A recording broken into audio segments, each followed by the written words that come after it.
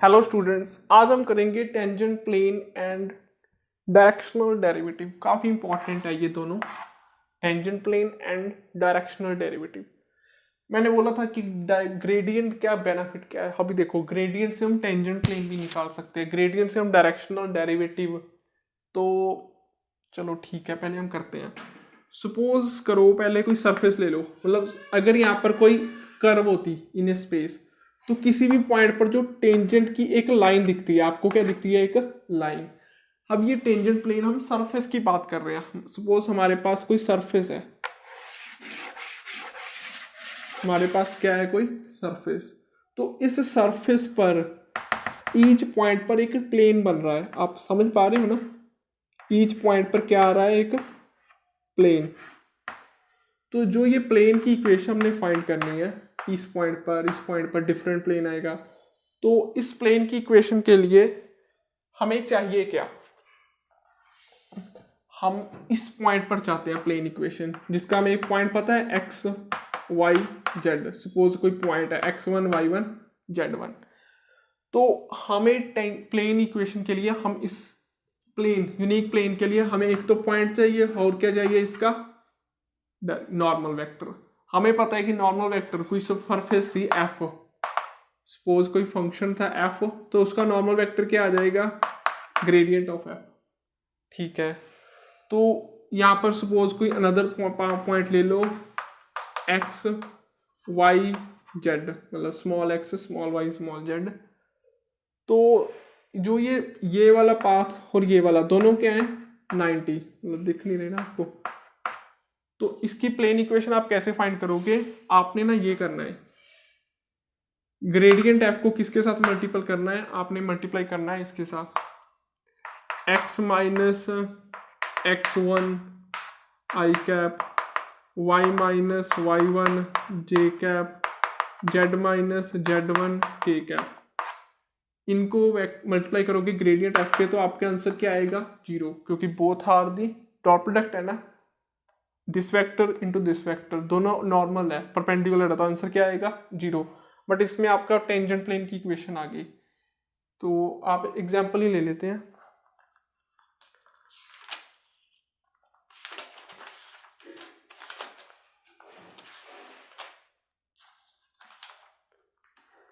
ये कर लो क्वेश्चन, ये कोई मेरे अपने टाइम की बुक है, मैं उससे कोई क्वेश्चन उठा रहा हूँ। सपोज आपको ये कर्व गिवन है f, 2x(z)² minus 3xy minus 4x equal to 7। किस पॉइंट पर बोल रहे हैं? टेंजेंट प्लेन निकालना है इस पर, 1 माइनस 1 एंड 2। ये देखो, सेम आप जैसे आपने 3D में किया था ना प्लेन, आपको एक नॉर्मल वेक्टर चाहिए और एक point passing through, plane passing through that point and normal vector. तो पहले तो आप ग्रेडियंट ऑफ एफ निकालो। ग्रेडियंट ऑफ एफ तो क्या आ जाएगा? Gradient of f partial x, आपका पार्शियल फंक्शन का partial with respect to x. ठीक है, पहले तो ना यहाँ पर -7, दिस इज द सरफेस। कभी भी आपको कोई सरफेस दी हो तो पहले उसको इक्वल टू 0 लेकर आना है।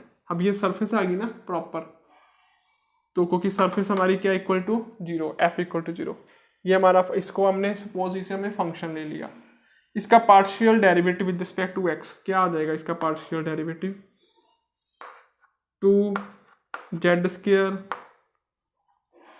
2z² minus 3y minus 4। ठीक है, partial with respect to y minus 3x, partial with respect to z 4xz। ठीक है, अब ग्रेडियंट ऑफ एफ निकालना किस पॉइंट पर है? जहां पर टेंजेंट प्लेन चाहिए, 1 माइनस 1, 1 माइनस 1 एंड 2। तो कितना आंसर आ गया? ये आपका आंसर आ गया 2² 4 2 8, 8 प्लस 3, 8 प्लस 3 11, 11 माइनस 4 7 आ गया। ठीक है, उसके बाद 1 पुट किया, -3 आ गया, उसके बाद 1 और 2 8 आ गया। This is the normal vector. अब आपको चाहिए क्या? This x minus this y minus this. तो आप ऐसे कर लो,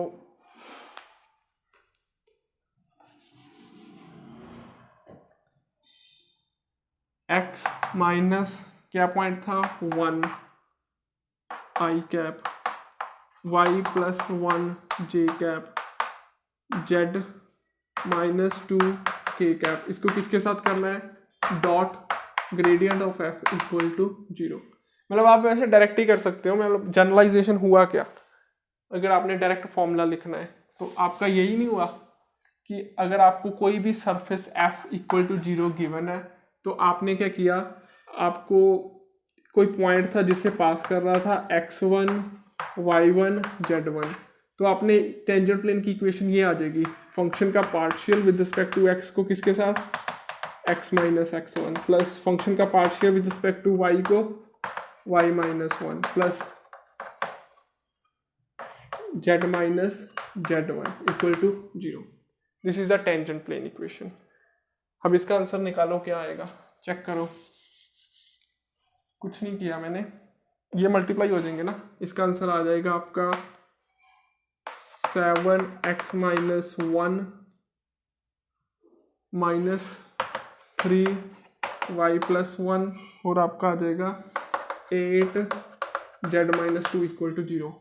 तो अगर इसे करना है थोड़ा और सॉल्व तो ये आ जाएगा,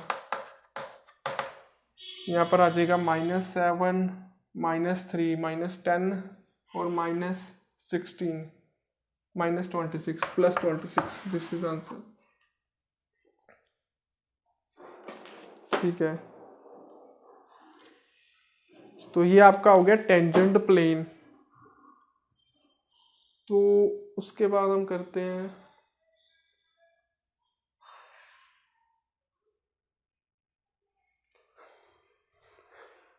ये आपका हो गया tangent plane, how to find tangent plane. ये आपका जनरलाइजेशन रिजल्ट है। आपको कोई f equal to 0 surface given है, लेवल सरफेस, आपको एक पॉइंट गिवन है जिससे पास कर रही है, तो ये उसका जनरल फॉर्मूला हो गया, डायरेक्ट फॉर्मूला। ठीक है, ये मैं आपको जो प्रॉपर मैंने रिजल्ट ड्राइव किया ना, इसका पर्पस ये है, सपोज आपने 3D में किया हुआ है, अगर आपको 2 पॉइंट गिवन है, क्या पॉइंट गिवन है 2 पॉइंट, तो आप क्या निकाल सकते हो, मतलब कोई कर्व है, कोई सरफेस है, 2 पॉइंट से पास कर रही है, तो आप उसी हेल्प से भी आप टेंजेंट निकाल सकते हो। टेंजेंट नहीं आएगी डोमेटर, नॉर्मल आएगी।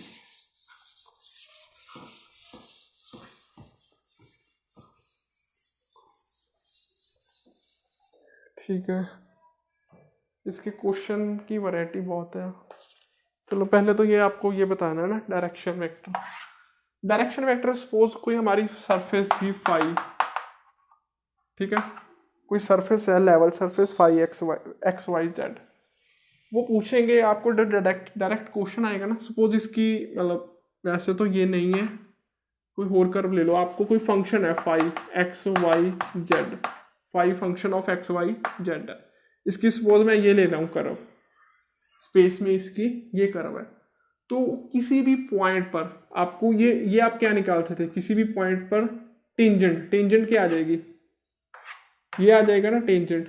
कैसे आता था, ग्रेडियंट ऑफ फाई निकालते थे तो ये आता था आपका gradient of phi, gradient of phi each vector.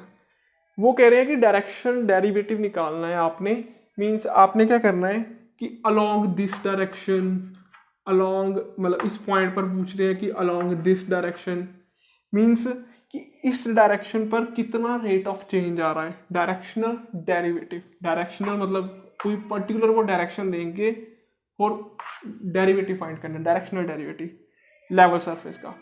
तो आप क्या करोगे, सपोज मैंने ग्रेडियंट ऑफ फाई निकाल लिया, वो पूछेंगे कि डायरेक्शनल डेरिवेटिव अलोंग सम ए वेक्टर, तो इनटू ए वेक्टर करना है, बस दिस इज आंसर। मैं एक एग्जांपल लेता हूँ, आपको क्वेश्चन आएगा, क्वेश्चन ही बता देता हूँ, ये क्वेश्चन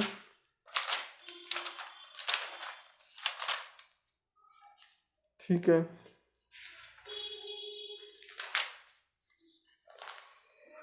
ये आपको क्वेश्चन आ गया, सपोज ये आपको क्वेश्चन मैं डायरेक्ट लिख रहा हूं,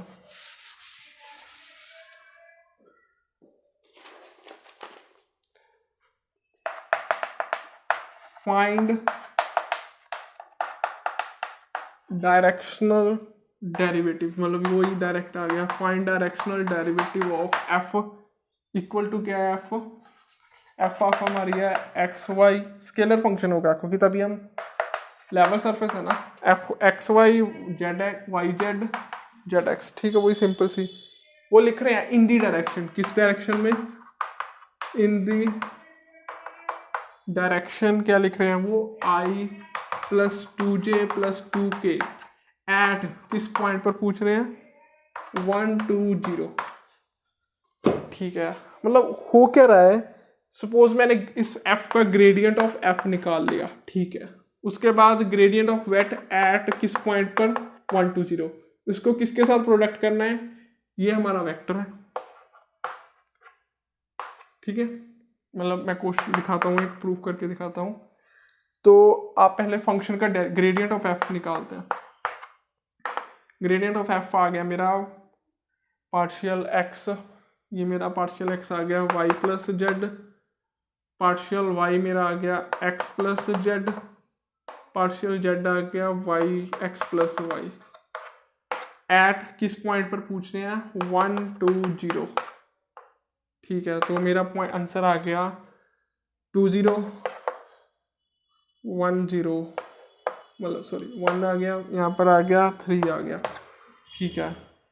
अब मैंने ग्रेडियंट ऑफ एफ मेरा आ गया एट 1 2 0, इसको मैंने किसके साथ प्रोडक्ट किया, 1 2 0 के साथ ही, इसके साथ 1 2 2, मतलब ये आ गया मेरा 1 सॉरी 2 1 3 को मैंने, ठीक है, इसकी वैल्यू को मैंने किसके साथ डॉट प्रोडक्ट किया, 1 2 2 1 2 2, तो कितना आंसर आ गया, ये आंसर आ गया 2 प्लस 2 प्लस 6 10 आंसर, ठीक है, बस ये आ गया आपका आंसर, ठीक है। Find the directional derivative. तो एक क्वेश्चन आएगा, अब ये देखो, आपको पता है कि जो डॉट प्रोडक्ट में मैक्सिमम आंसर कब आता है, जब ये दोनों किसी भी ए वेक्टर डॉट बी वेक्टर, इन दो डॉट प्रोडक्ट का आंसर मैक्सिमम कब आता है, जब दोनों सेम हो, जब दोनों सेम होंगे।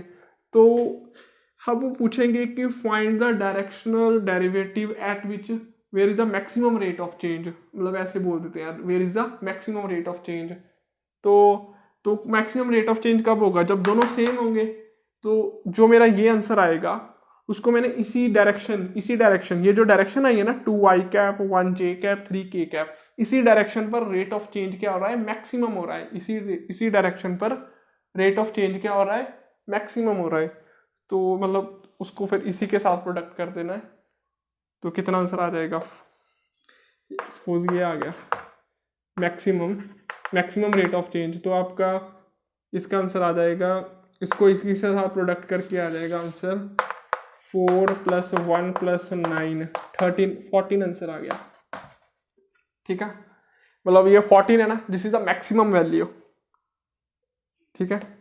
बाकी जो भी आंसर अदर आंसर जितने भी आएंगे वो 14 या 14 से बिलो होंगे, लेस होंगे, ठीक है। आपको अभी टेंजेंट प्लेन और डायरेक्शन डेरिवेटिव तो क्लियर है, अब क्वेश्चन और भी प्रैक्टिस करेंगे, ठीक है। Thank you.